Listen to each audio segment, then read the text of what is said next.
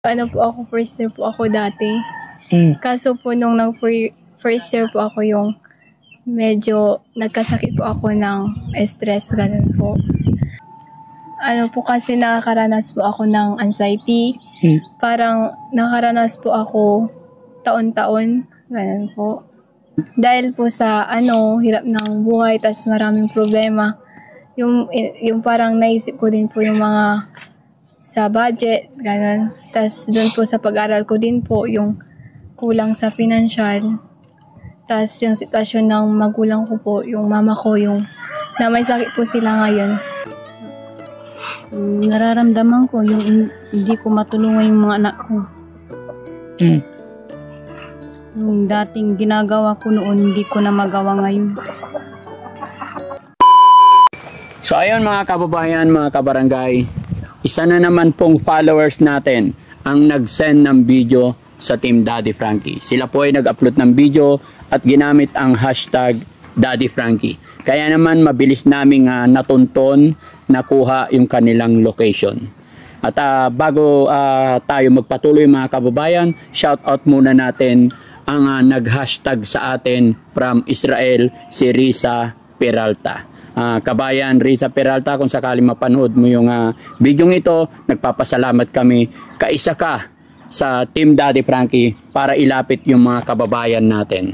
At eto mga kababayan, para malaman natin ang kwento ng buhay ng ating kababayan na inilalapit sa Team Daddy Frankie, ay napagkasunduan ng team na si Kuya Bal ang mag-interview sa kanila. Kadahilanan mga kababayan, ilang beses na po akong may in-interview, kaya medyo masakit na po yung liig natin. Kaya nandito si Kuya Bal. Kuya Bal, it's your turn. Ikaw muna may pag-usap sa kanila. Yes, yes. So mga kababayan, samahan niyo po si Kuya Bal para malaman natin ang kwento ng buhay ng mga kababayan natin inilalapit sa team. So Kuya Bal, ikaw naman, ikaw bahala. Yes, Daddy. Thank you, thank you. Okay. Tara guys, samahan niyo ako.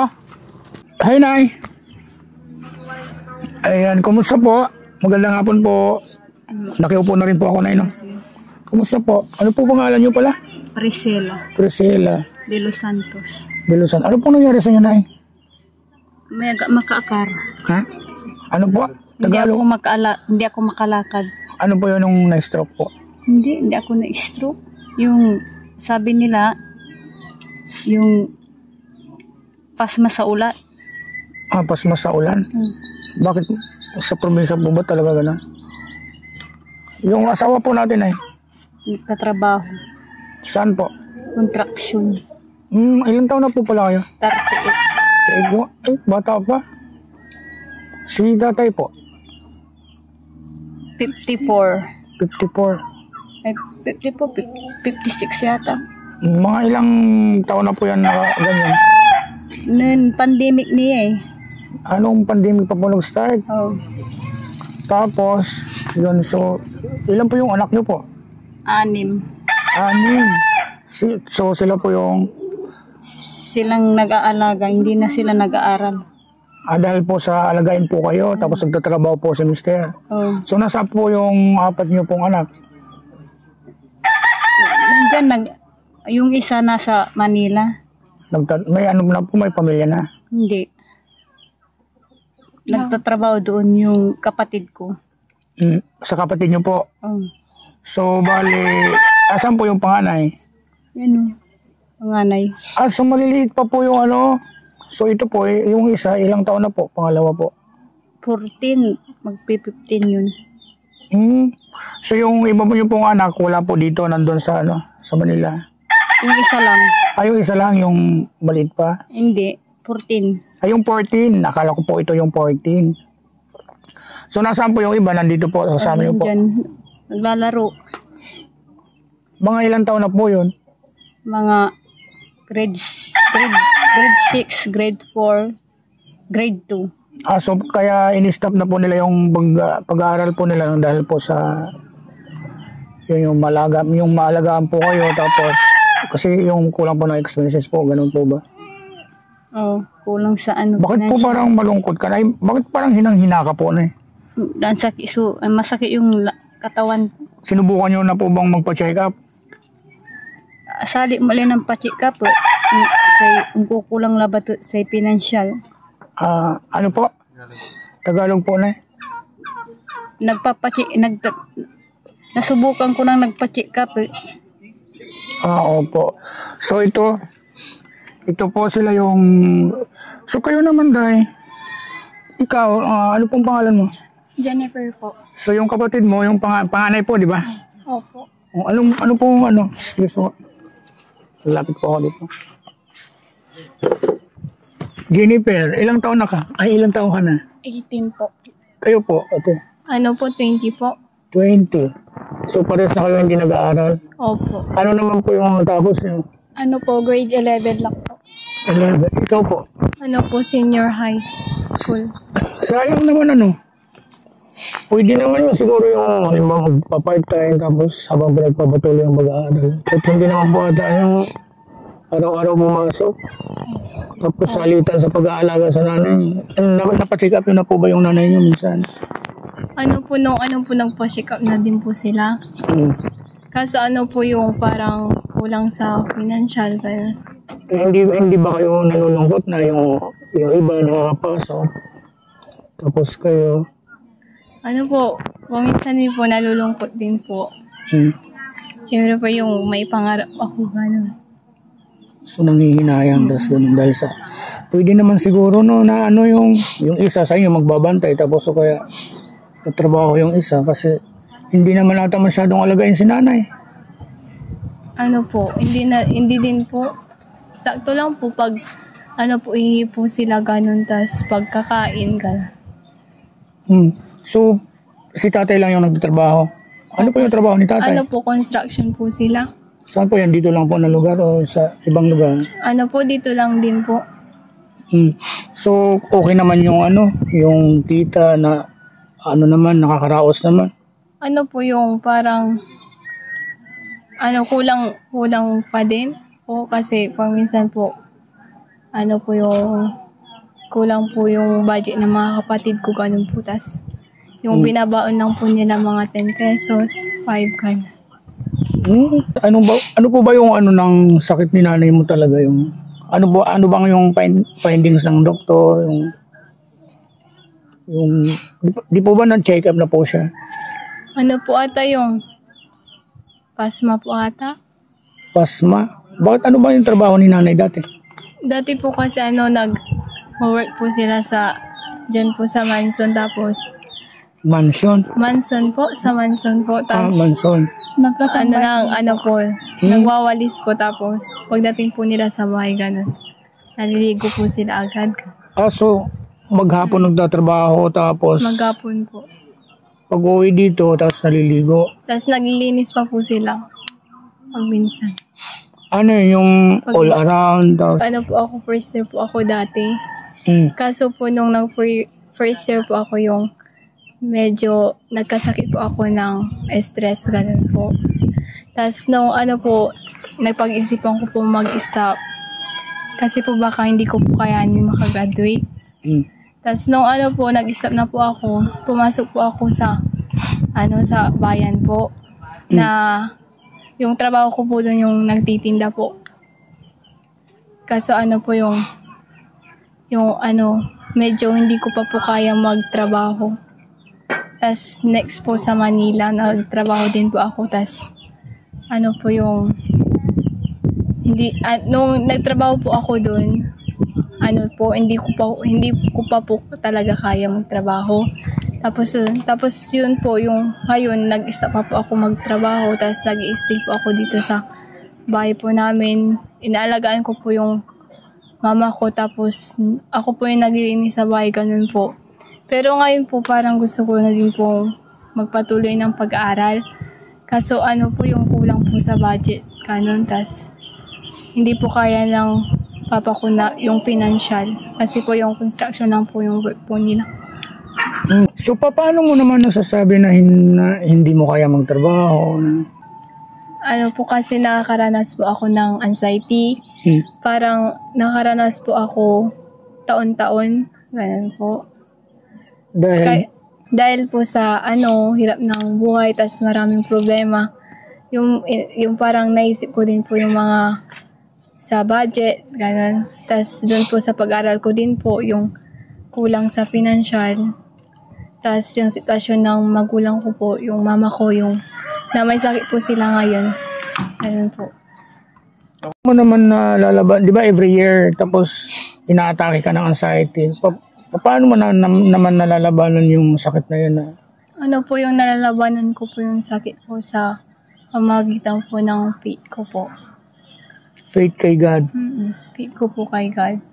Kasi po ano po, yung parang, nung ano po nakakaranas po ko ng anxiety, yung ginawa ko po yung nagsimba po ako ng diretsyo, ganun po, tas nagpe-pray always. Ganun po. Pero, sawa po ng Diyos, nalabanan ko po yun. Ano.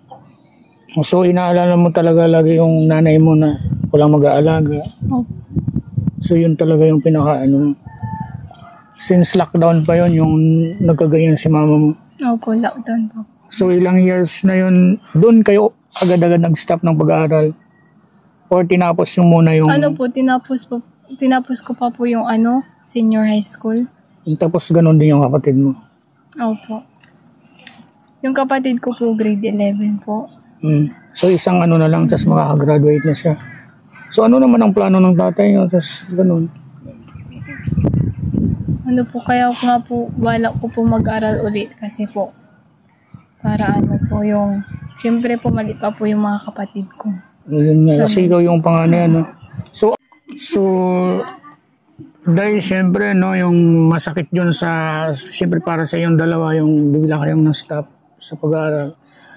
Yung hindi ba dumating yung point na, siyempre, yung ibang mga katulad nyo nag-aaral, tapos, hindi ba kayo na parang, na dapat din kayo nag-aaral katulad nila? Ano din po, parang naiinggit po ganun. Nakikita po silang nag-aaral. Kami po syempre parang gusto ko din po makapagtapos. Kaso nga lang po, yung iniisip ko lang po yung nanay ko po. Kasi po kailangan po niya kami. Si papa ko po nag-work, yung kapatid ko po nag-aaral. Wala pong magbabantay kay mama ko po. Ayun po yung iniisip ko din po. Kasipan ko na lang po na alagaan ko po si mama ko po. Kasi po naaawa din po ako kay mama ko eh. Si papa ko po construction lang po yung work niya. Kaya umuwi po ko para alagaan po si mama ko po. So gaano mo bilang pangalawang anak ng nanay, gaano mo talaga ka-interesado talaga makapagtapos ka? Tapos gaano mo talaga, sobrang mahal mo ba talaga yung magulang mo at parang isinakripisyo mo yung pag-aaral mo para maalaga lang yung nanay mo? Gaano mo talaga sila so gaano mo talaga ka-importante talaga sila sa iyo pati yung pag-aaral mo sinacrifice mo? Sobra po. Sobra ko po kamahal si mama ko po. Hindi ka na po nakakalakad na Ano po yung masakit po yung dito, yung... Tsaka yung kamay ko, taas pa baba. Yung wala na, tas yung hindi mo may galaw, hindi mo may unat na ganyan. Nararamdaman ko yung hindi ko matulungan yung mga anak ko. Yung dating ginagawa ko noon, hindi ko na magawa ngayon. Mo yung tinitiis yung sakit na nararamdaman mo? Hindi amay ako lasarang ya may umkin. Hindi ko na kayang lumakad. Nahihirapan ako Tapos pati po yung yung kamay. Oo, pati yung kamay ko, hindi ko magalaw, hindi ko mataas. Masakit. Pag may umiinom ako, pag masakit na umiinom na ako ng gamot.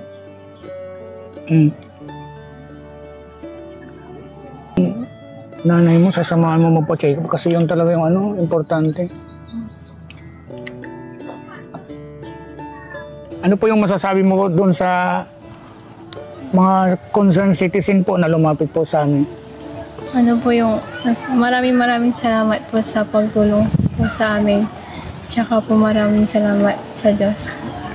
Ayun, so iabot ko na, hindi ko na ito papatagalin, Sana makatulong po ito sa gamutan po ng nanay niyo po, So ito po, yung kamay niyo po, te. Ito po. 1, 2, 3.